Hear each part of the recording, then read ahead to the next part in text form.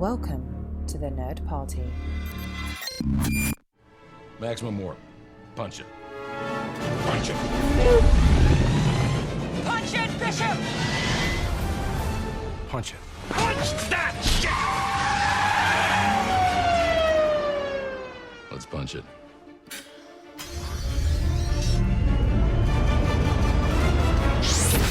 Hello, everybody. Welcome to Punch It, episode 26. My name is Charlene Schmidt, and with me, as always, is...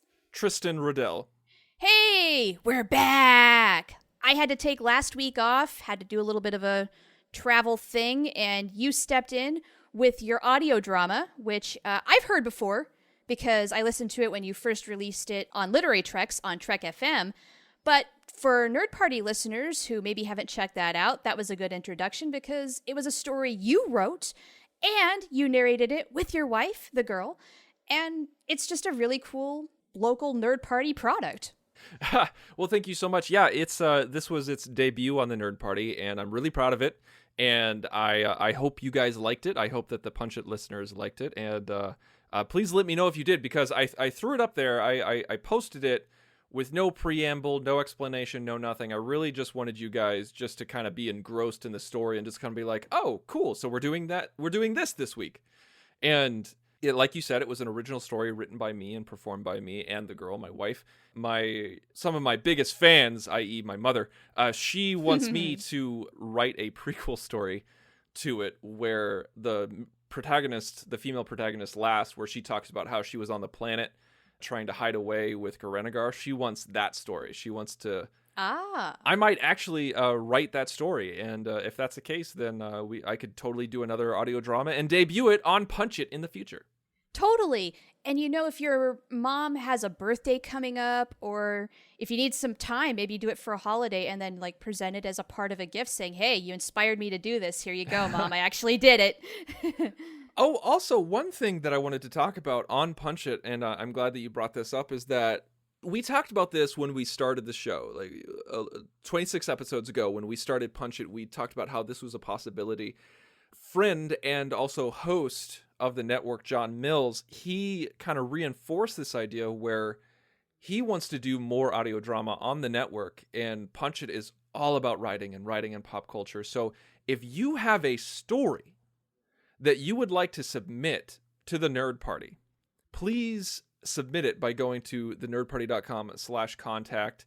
And just do a general inquiry, or you go to Punch It, send us an email, say you have a story, pitch the idea, and then we'll email you back, and then you can send us a PDF or a doc or something like that. We'd love to audition the piece, and if it's good enough and it gets approved by everybody who is going to be involved, we will do an audio dramatization of your fiction. It could be an original idea with characters we've never heard of, or it could be a fan fiction of one of your favorite shows.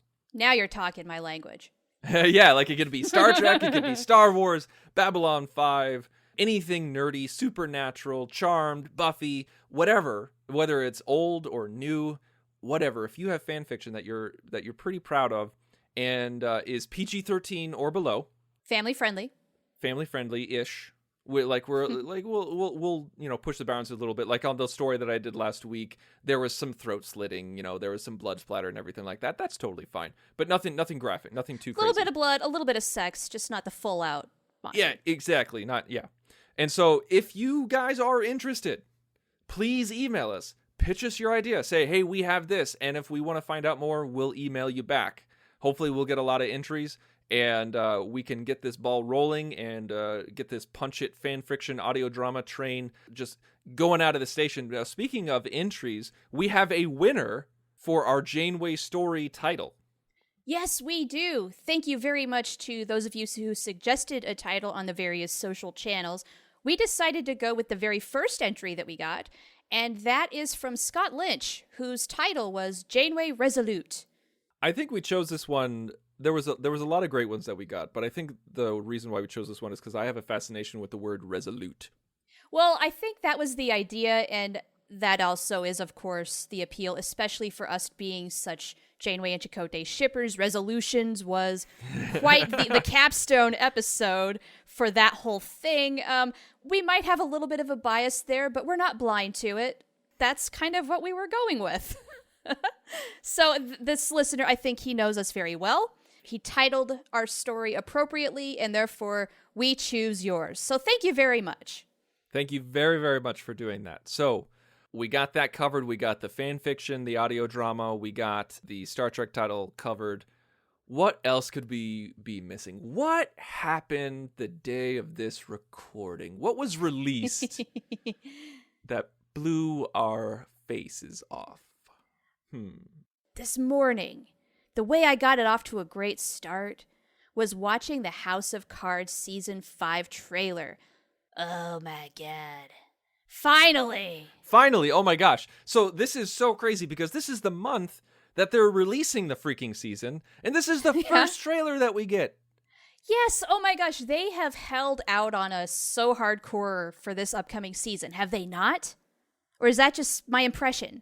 Oh no, this was intense, and I think this was very deliberate on their part because of the whole election things that are going on and everything like that. But yeah.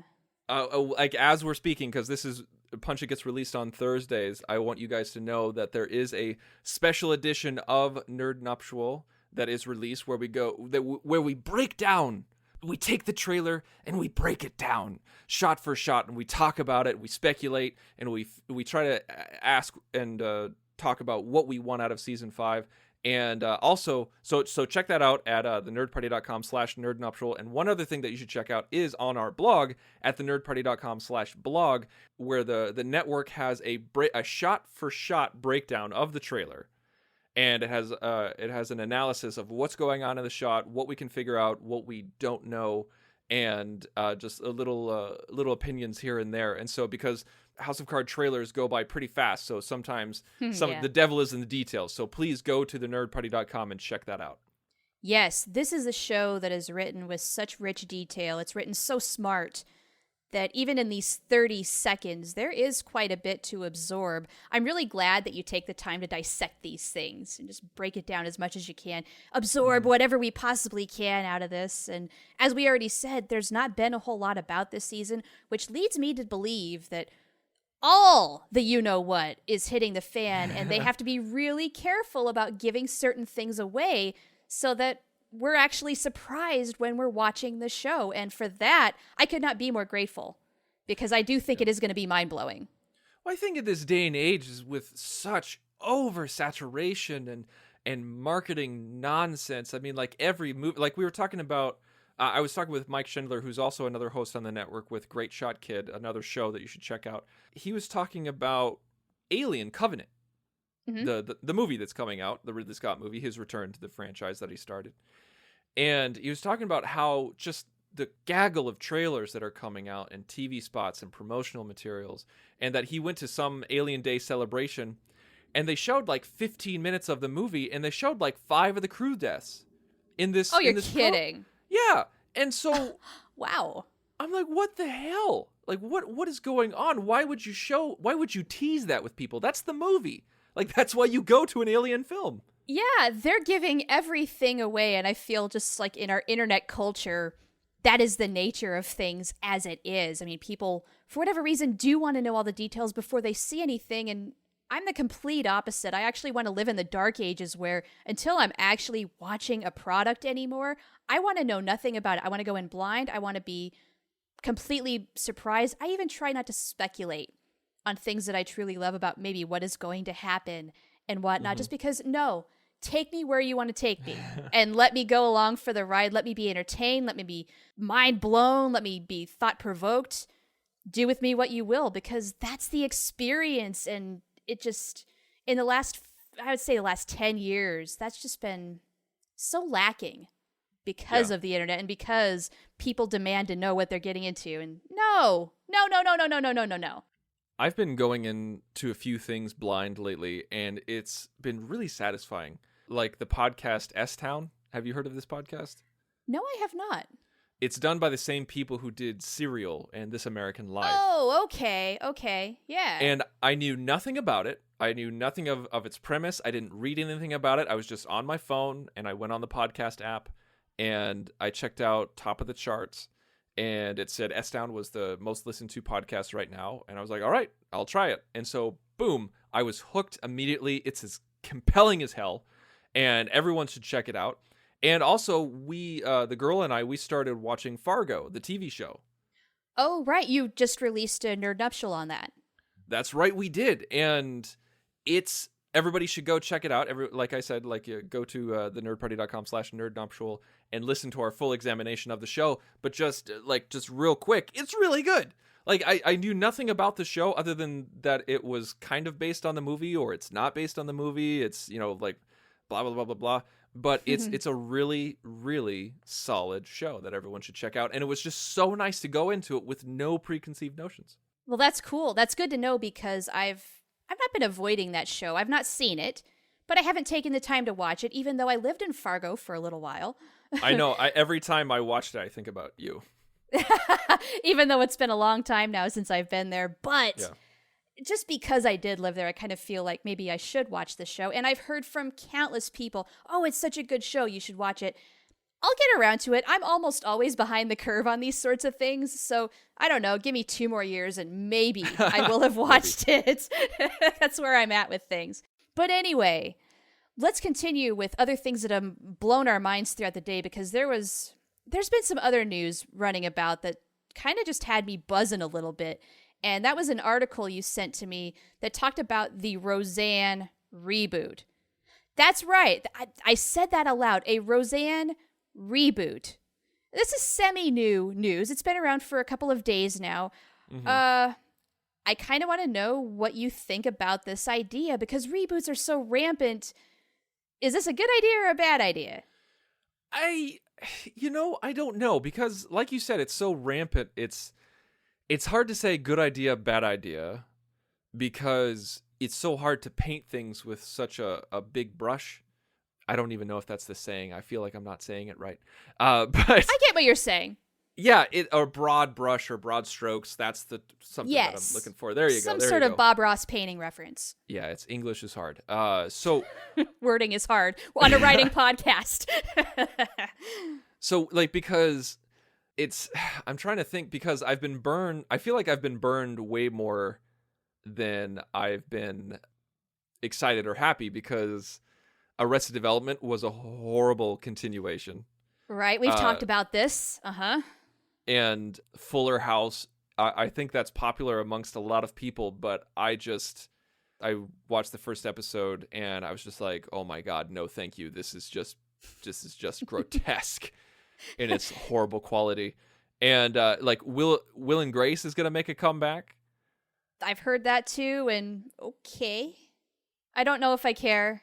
Yeah, I mean, I liked a few of the episodes. Actually, Matt Hansen, fellow friend in common that we have, he loaned me some of his seasons on DVD so I could give it a shot, and it was okay. It was fine. It wasn't really geared towards me or anything like that. But anyway, I'm talking a long time to kind of skirt around the answer, because with Roseanne, I mean, this is a beloved show. Oh yeah. This was a mega hit when it was on, and I think so much time has passed that I think it would be interesting to see where these characters are. But when I think revival, when I think reboot, I mainly think genre shows. Like X-Files or Xena. Xena's gonna come out soon and everything like that. And yeah, do you know when that's coming out? By the way, I've not heard.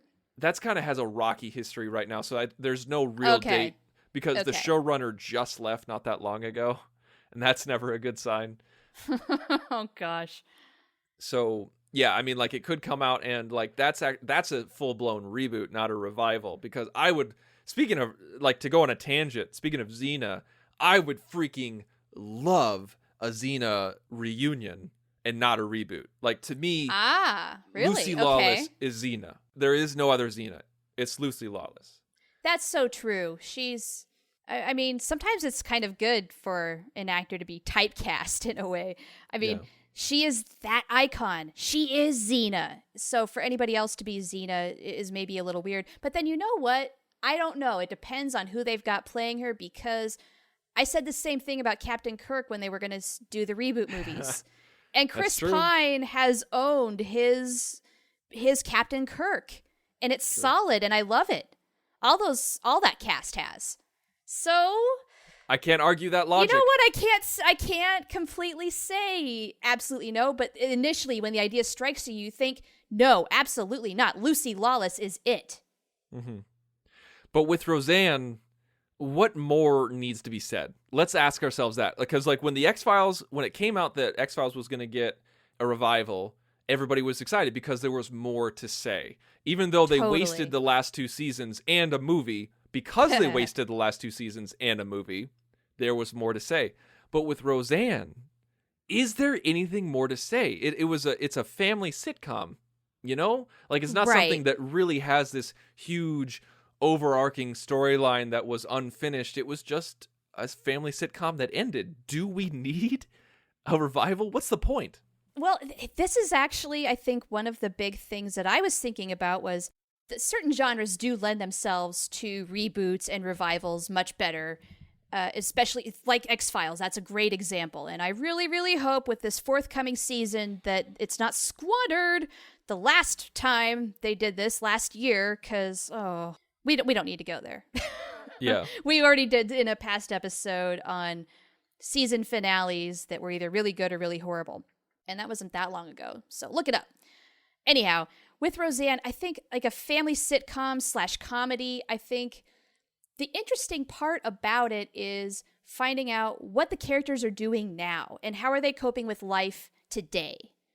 But is it necessary? That's a really good question, and I think the answer almost always is no, which is why things like after a couple of episodes of, say, Fuller House, okay, we know what DJ and Stephanie and Michelle are doing, and okay, so what? Unless you really were a huge fan of that show, or if something like clicks with it, like, I don't know, Fuller House, Full House was fun when we were kids. As an adult, it really, okay, that's really kind of dorky, and this is what we liked. Okay. But I think for a sitcom, yeah, recreating the magic of what made that work may or may not work again. Now, with Roseanne, I feel like it has a 50-50 chance because, it could go, I feel like that's the case with actually a lot of revivals and all that.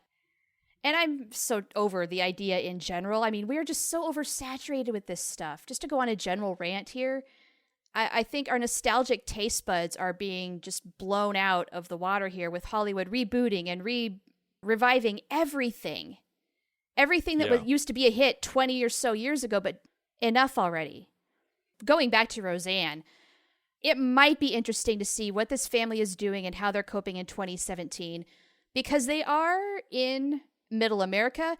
The United States has had a recession. How did that affect this family? Because they were, before they won the lottery, a lower income, struggling family.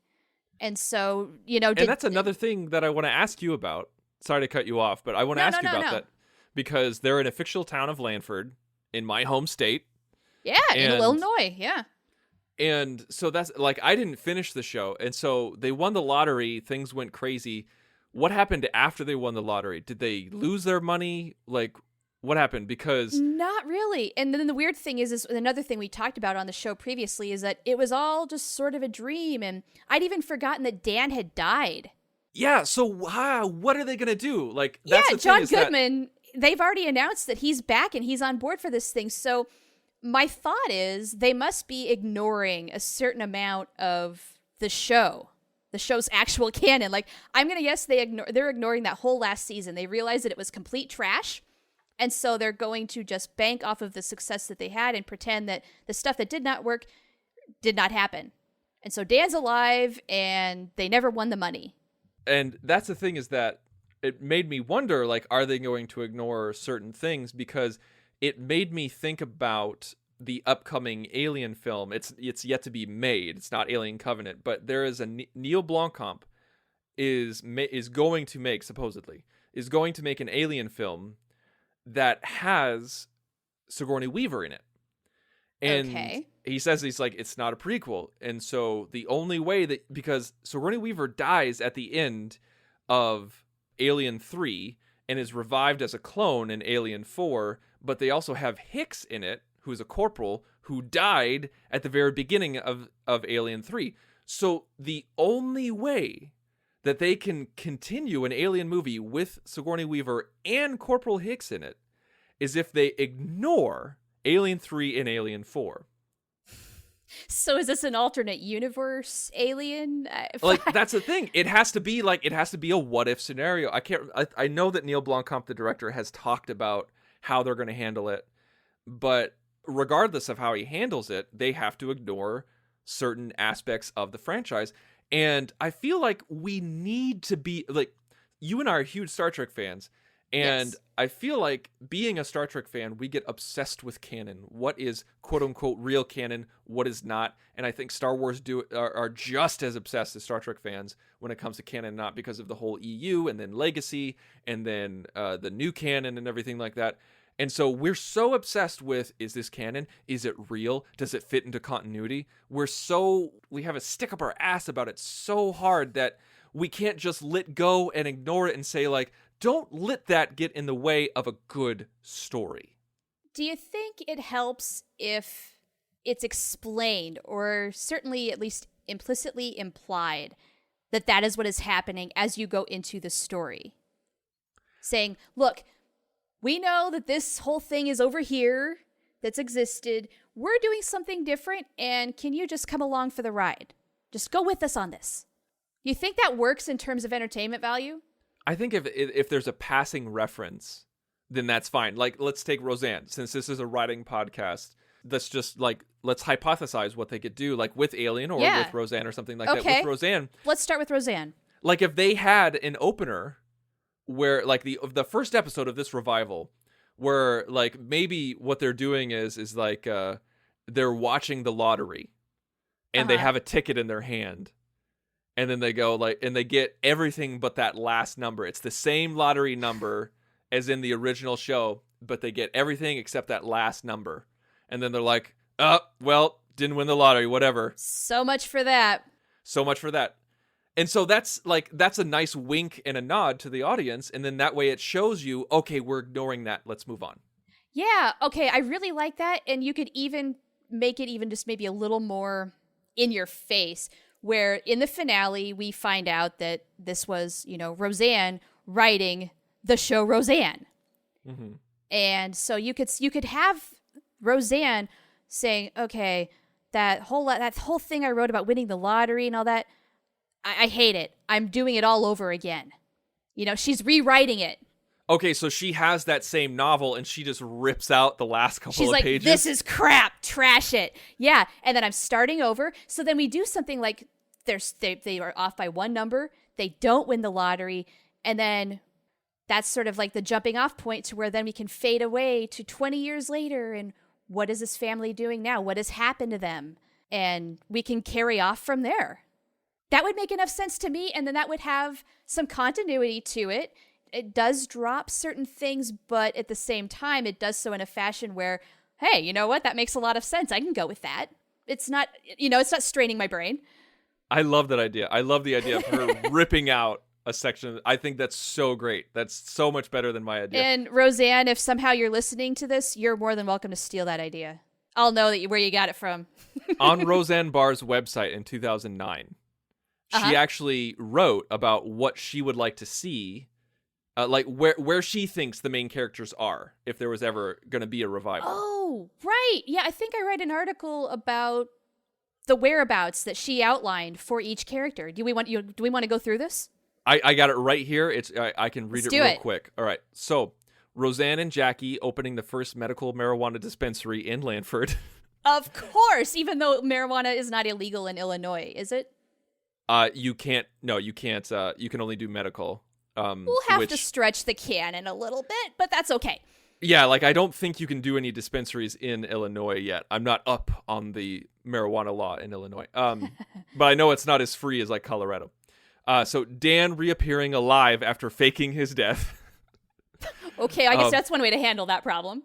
Yeah, and I'll just read the rest of these rapid fire. DJ being published, Mark dying in Iraq, David leaving Darlene for a woman half his age.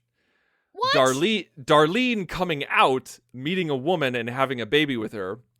Okay. Becky working at Walmart. Of course. Arnie befriending the governor of Illinois and remarrying Nancy. Bev selling a painting for 10 grand. Jerry and the Grandsons forming a boy band. And Bonnie being arrested for selling crack. Okay. Some of these I really like, others I don't. What do you think? Is this plausible? That's the thing, is that, like, because you're such a much bigger fan than I am, like, I really only know early Roseanne. Oh, okay. So most of these names I don't really know or have forgotten, but I love the idea of DJ being published, and I love the idea of Dan faking his own death for whatever reason. I would love to know that story. Yes. Yeah. If she goes through with that, that ought to be kind of a funny / interesting adventure. That would be okay. Yeah.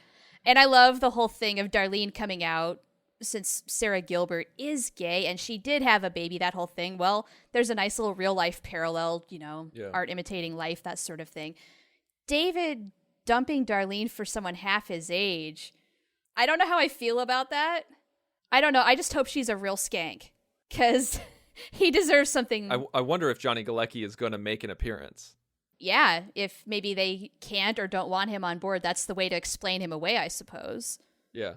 Yeah, and as far as like Roseanne and Jackie opening a medical marijuana dispensary, yeah, in a universe where marijuana is federally legal in all 50 states, I absolutely see them going through with that. Like didn't they close down the Lanford Lunchbox?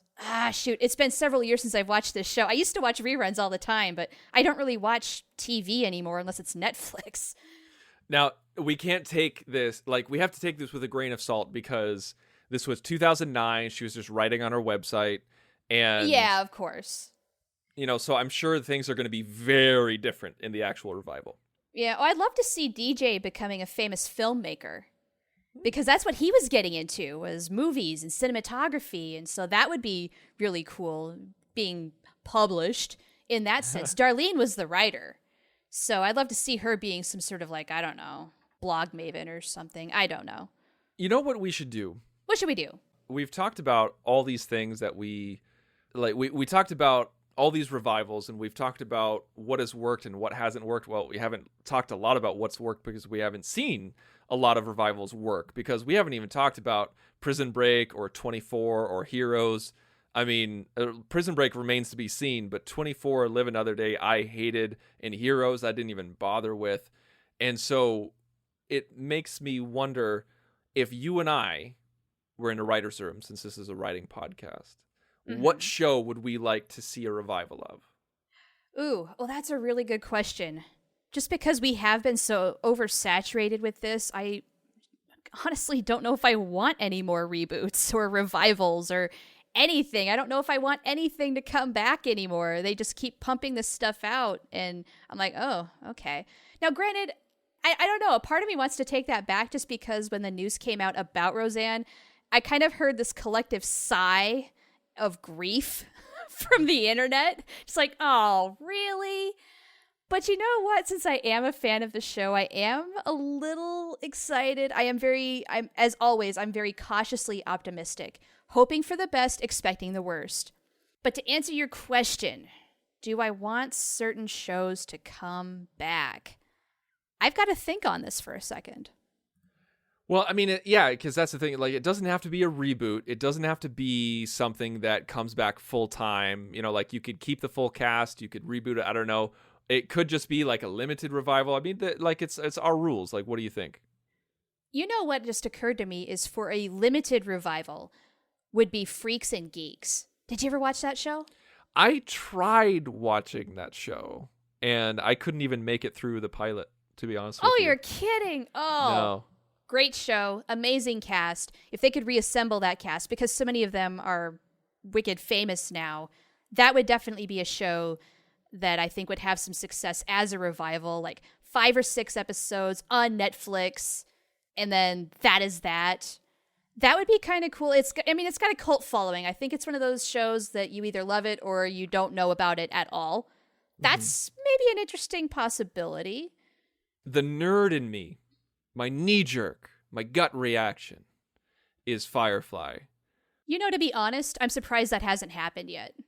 It's become such a trope.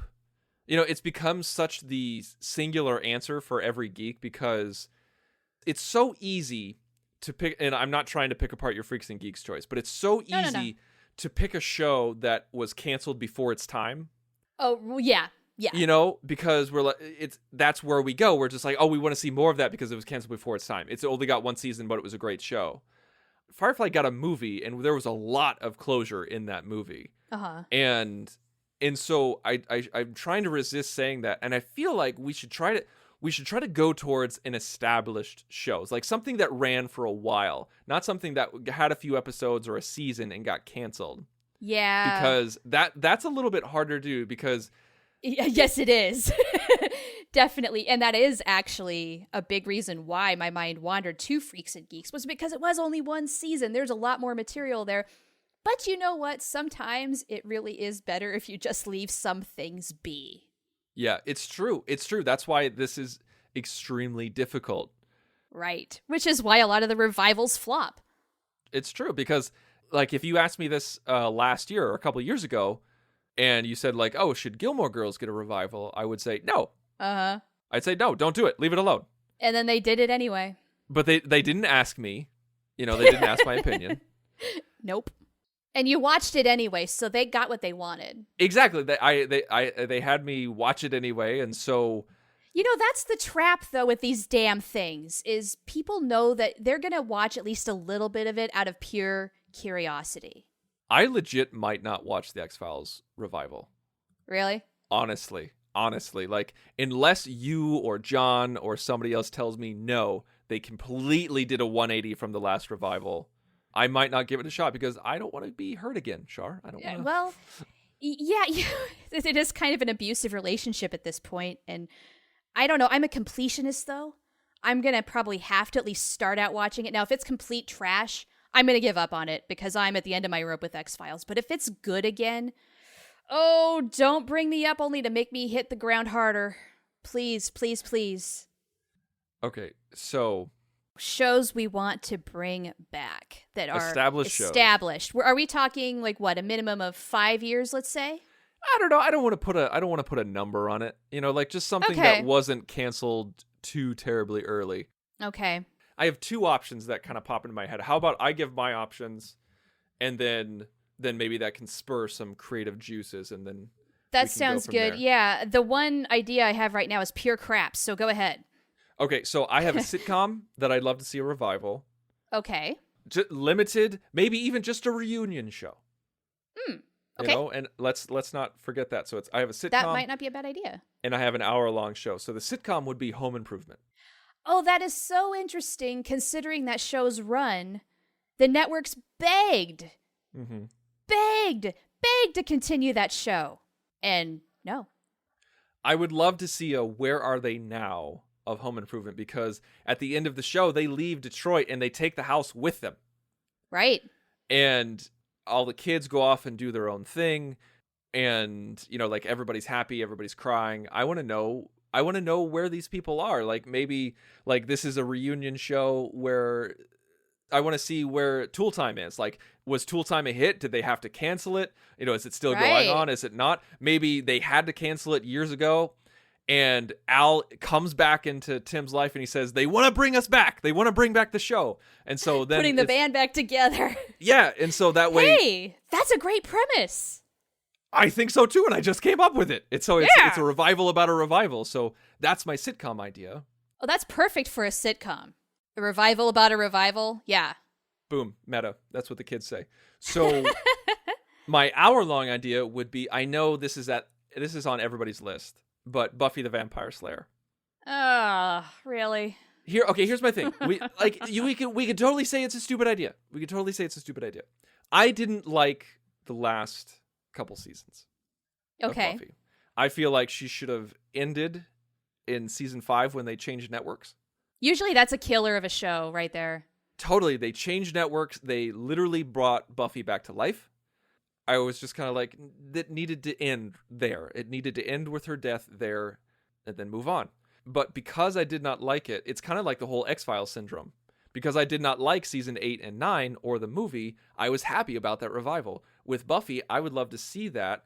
like I could go into details about what happened at the end of Buffy, but I would love to see what it's like for her to be an adult, a full-fledged real adult in her 30s, not just a high school student or a college student, but somebody who is an adult, who is the chosen one, who is the leader of all Slayers, and in a world filled with social media and where everybody has a camera in their pockets and everybody has a cell phone and everything we're doing is watched. What is that like for the world of demons? What is that like for the world of vampires and the Slayer and the Watchers and everything like that? So basically, I want to see what Buffy would be like in this era.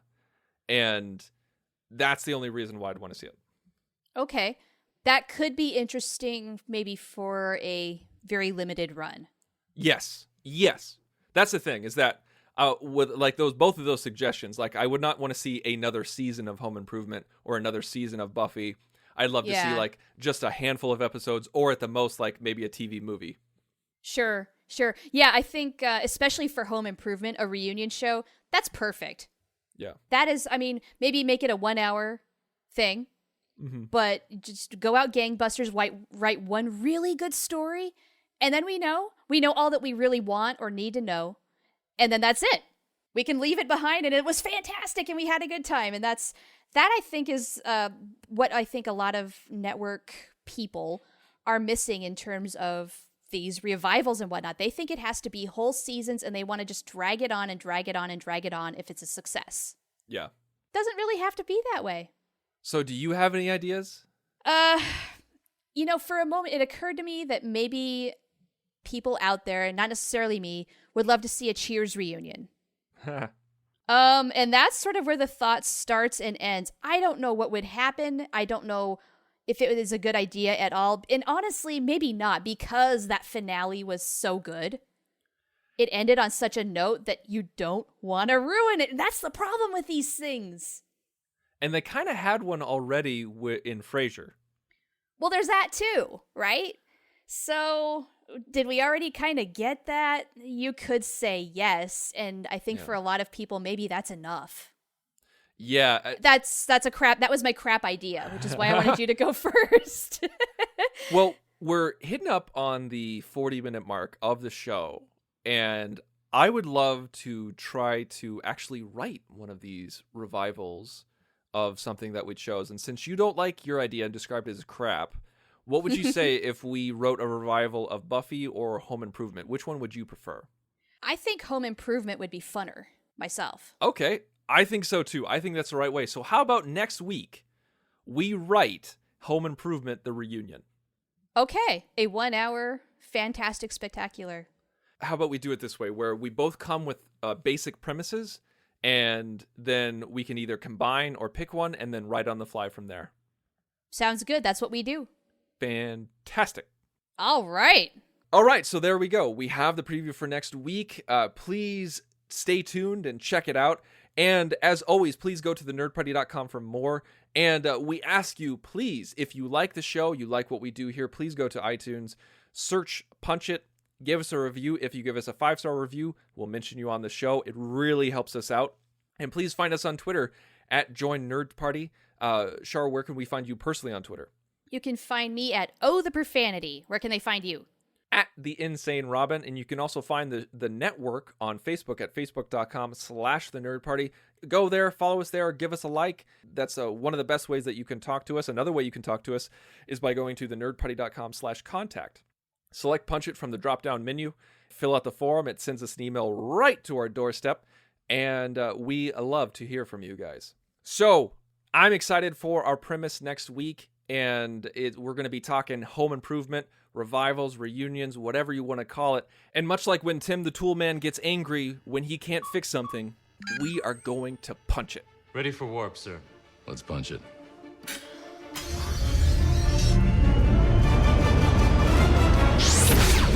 Join the revolution. Join the Nerd Party.